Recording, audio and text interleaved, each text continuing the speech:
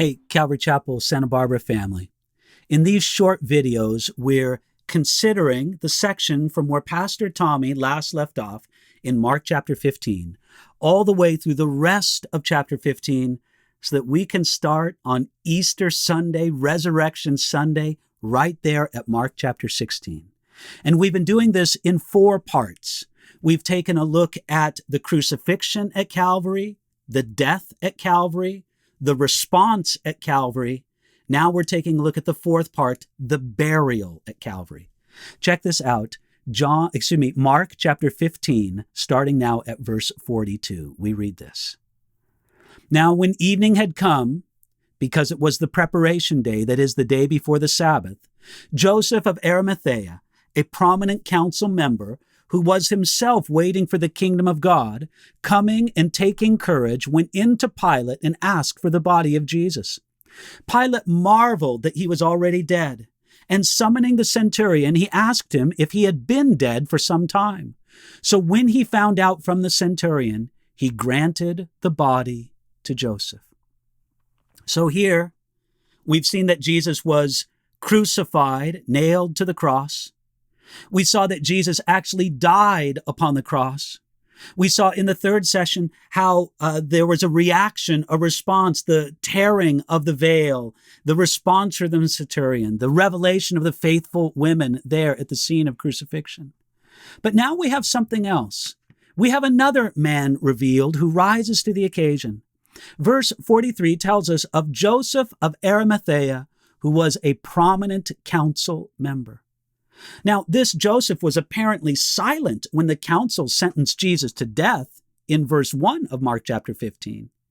He shrunk back then, but now he was not ashamed to identify with Jesus once Jesus was dead. Now, you could say that this man Joseph did not serve Jesus in many ways, but he did serve Jesus in ways that no one else either did or could.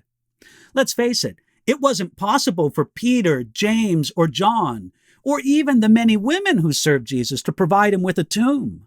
But Joseph could, and Joseph did. That just shows us that we've got to serve God in whatever way that we can, and he gives us the opportunity to. So what did Joseph do? Verse 43 tells us that he went into Pilate and asked for the body of Jesus. Now, customarily, the bodies of crucified criminals were left on their crosses to rot, or even worse, to be eaten by wild animals. However, the Jews wanted no such horror displayed at the Passover season. And so the Romans were known to grant friends or relatives a corpse for a proper burial. Now, it wasn't unusual to grant the body to a friend or a relative for burial, but the point is that they had to request this of the Roman magistrate. The Roman magistrate, the Roman ruler, even had authority over an executed corpse that still remained on the cross. Now, Joseph took a risk when he made this request. He risked Pilate's animosity. He risked Pilate's scorn of him, but it didn't matter very much to Joseph. And when he came in and asked Pilate for the body of Jesus, verse 44 tells us that Pilate marveled that he was already dead.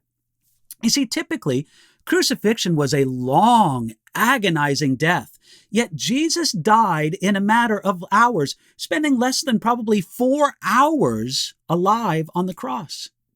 Yet we can be sure that he was dead because the death was confirmed by the careful examination of eyewitnesses. You'll find that in the Gospel of John, chapter 19, verses 31 through 36. But it's even right here in our text in Mark, because verse 45 tells us that Pilate investigated this and he found out from the centurion that Jesus was actually dead. Check this out. Pilate personally investigated the matter of Jesus' death, and he found reliable eyewitness testimony from the centurion, who had witnessed perhaps hundreds of crucifixions. Listen, he knew if a man was dead or not. If Roman centurions were expert at about anything, they were experts regarding death. Now, in verses 46 and 47, we take a look at the burial of Jesus. It says, "Then he bought fine linen, took him down, and wrapped him in the linen. And he laid him in a tomb which had been hewn out of the rock, and rolled a stone against the door of the tomb. And Mary Magdalene and Mary, the mother of Joseph, observed where he was laid. Think about those words.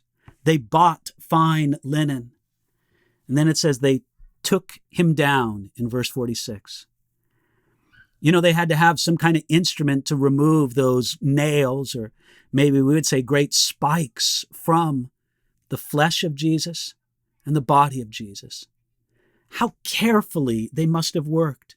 John chapter 19, verse 40 tells us that they did this according to the burial customs of the Jews, which meant that the body was washed and anointed and carefully prepared. They did the best they could because they were in a hurry. It was coming up on a very special Sabbath day, so they worked as fast as they could, as good as they could. And then in verse 47, it tells us that they laid him in a tomb.